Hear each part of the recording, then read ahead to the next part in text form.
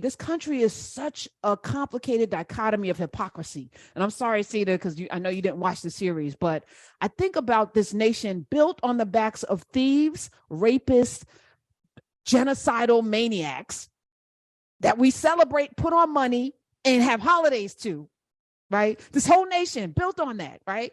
Killing whole groups of people and putting whole groups of people in bondage and indentured servitude to build this great nation. We can't even talk about it in schools anymore in certain states without getting, arrested or penalized.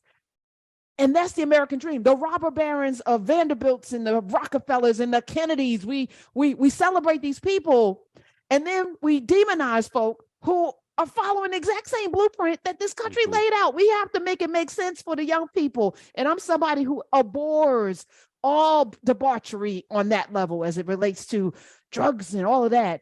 But I cannot ignore the irony of the hypocrisy of this country in the messages that some people can get away with everything, but not you.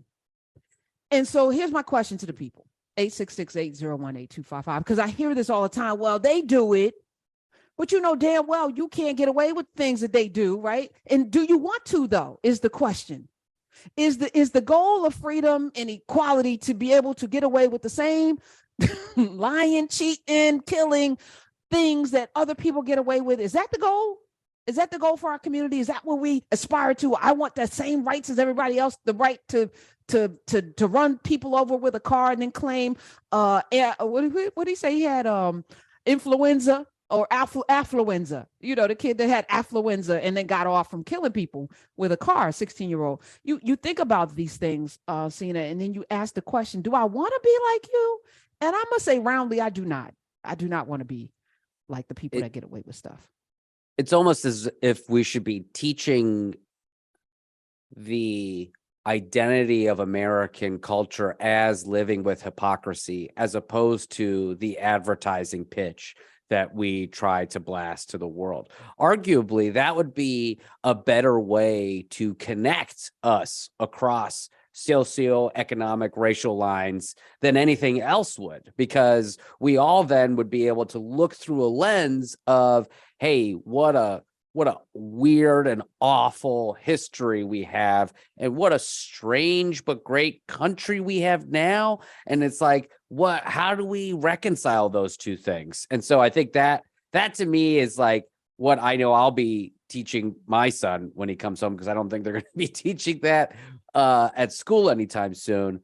And notably, when it comes to the war on drugs, Fraudsters is going to dedicate an entire season to the war on drugs, because there are a ton of different people and at different levels of government, Ronald Reagan included, that have perpetuated this fraud on the American people and in those communities that are showcased in Snowfall for decades now. And it is the most colossal failure of American domestic policy and foreign policy to date, worse than any of the wars we fought.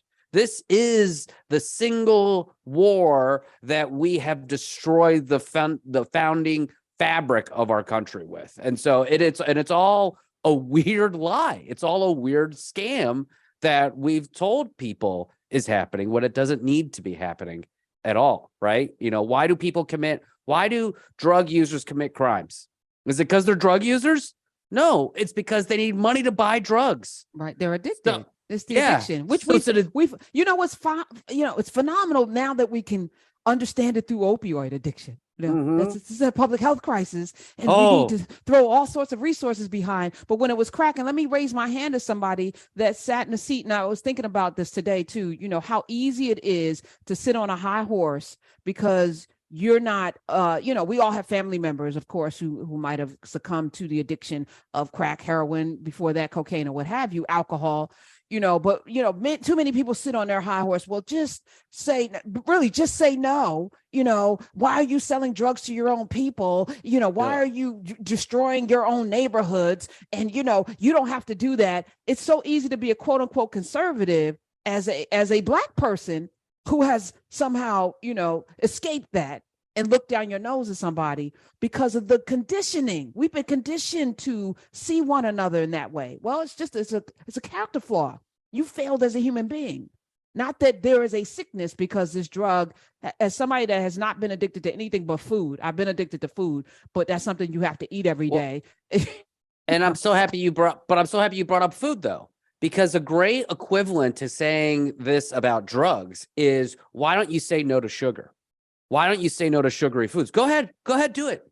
You should be able to do it. It's bad for you. It's creating everyone in America is pre-diabetic basically now. Why don't you just go?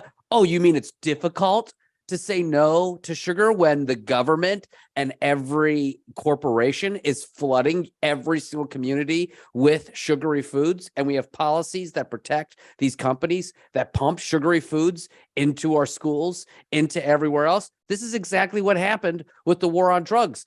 They did it. They made it happen. They pumped drugs into communities. They created a prohibition that actually exacerbated the problem. And so that's where we're at now. I mean, this is, and we're also going to do food fraud at some point, because you sent me a great video one day and it got me very inspired. Yeah. Okay. Listen, I'm saying I'm just trying to figure this out for myself and to be responsible on these airwaves as we talk about these topics, right? And to connect the dots. And, I'm sitting here with a tremendous responsibility. I think you're responsible when you have airwaves, when you have an audience, right? To examine yourself as well. Mm-hmm. Like I'm not sitting in judgment of anybody but myself when I'm talking, and I'd like to hold it up and say, how am I working through this thing that I was conditioned, because my father was one of 8 growing up in Newark, and and he was very big on pulling himself up by his bootstraps. Do you know what I'm saying? So when you're raised in a household of bootstrap people, then you see the world through that bootstrap lens, right? Well, he made it out of poverty. Why can't everybody make it out of poverty? Yeah. And so, but as a responsible human being, now you look around and you go, well, everyone's not necessarily made, nor should we be all made with that, because he's the only one that kind of made it out. Do you know what I mean? Out of 8. A lot of people don't have boots. And if they have boots, they may not have soles. So if you pull it up by your bootstraps, your foot's going to go through. There's a lot of problems with the bootstrap metaphor. Look at the immigrants. Look at them. Well, they do it. I was having this conversation yesterday because I'm reading this book on the economy. We're going to talk a little bit about that today. And, I also have been talking to people who work in government, and all of the programs, right? So if you come here from another, like there are things that people know coming here about how to extract money, which we're going to talk later, from different, if you don't know where the money is. So for example, welfare, right? You get X amount of dollars for how many children are in your household. Now, if there are 4 or 5 families in one household and say there are 8 kids, everybody gets a check. If they pool the check and say, I'm just throwing this out, say you open a restaurant, a cultural restaurant, and you now have a WIC, a way to go buy food. Now, you're not supposed to buy food for the restaurant with that. But if you're getting 7, 8 checks and you go buy a pound of chicken at Western Beef, or 10 pounds of chicken and all of the fixings and rice and chicken, if that's the core and some beans, or rice, chicken, and scallions and you know what I'm saying, some string beans, and you fund your restaurant, and now there's a government program for you to get this because you're an immigrant. And then slowly but surely the 5 families living together can branch out because the restaurant's flourishing because it doesn't have any overhead in terms of food having to spend. If you figure out the system and then you give the blueprint over and over again, success can happen easily. So it's easy for even those people to come in and say, well, look what we did. With our 7-Elevens, our number 1 kitchens, or our nail and hair, supply, which you control and dominate completely, and you come into Black neighborhoods to do it because that's where the dollars are, they know where to go to set up shop too, and it's a system, and we're the only ones sitting there like, how this business, well, how, where's our system? Yeah. So I'm gonna supply it. So we here.